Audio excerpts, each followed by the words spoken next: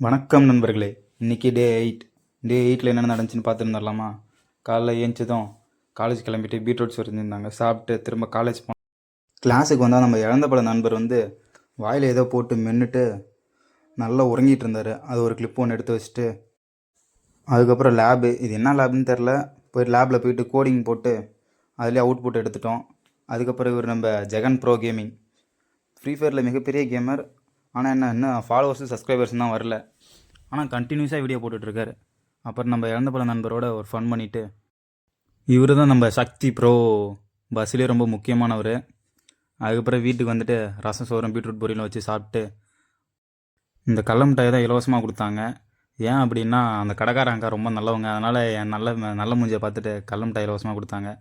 அதையும் சாப்பிட்டு அப்புறம் வீட்டுக்கு வந்துட்டு இந்த கடல மிட்டாய் தான் கேட்டேன், ஆனால் அந்த கடல மிட்டாய் கொடுத்தாங்க. அப்புறம் 2 கடல மிட்டாய் வாங்கிட்டு வீட்டுக்கு வந்துட்டு பர்ச்சேசிங்லாம் முடிச்சாச்சு.